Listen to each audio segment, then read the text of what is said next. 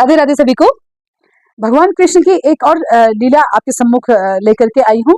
एक चोर था, चोरी करने के लिए एक महल में घुसा। तो जब राजा के सैनिकों को पता चला कि महल में एक चोर घुसा है, तो उसको पकड़ने के लिए भागे। चोर आगे आगे भागा, सैनिक उसके पीछे पीछे भागे। तो जब चोर भाग रहा था तो उसने देखा कहीं पर एक संत मंडली बैठी हुई है और वहां पर भागवत कथा चल रही है। वो जाकर के चोर उनके बीच में जाकर के बैठ गया।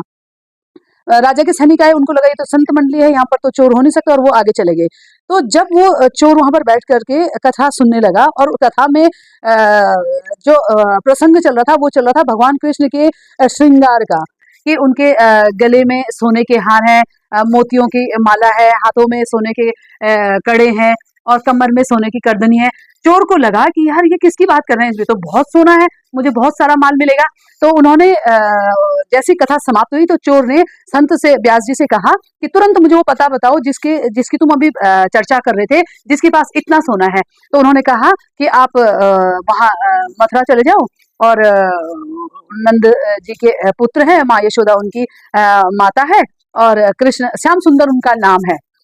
वो चले गए, पूछते पूछते पूछते पूछते श्याम सुंदर पूछते पूछते चले गए। और चोर के द्वारा, एक डाकू के द्वारा ईश्वर का चिंतन इतना गहरा था कि भगवान को स्वयं आकर के उसको दर्शन देने पड़े, उसके सामने प्रकट हो गए। तो इसीलिए हम अगर भगवान का चिंतन, किसी भी कार्य में भगवान का चिंतन को शामिल कर दें, उस कार्य में भगवान का सुमिरन शामिल कर दें, तो भगवान को हमारे सामने प्रकट होना ही पड़ेगा, क्योंकि कहते हैं ना जाने किस रूप में नारायण मिल जाएंगे।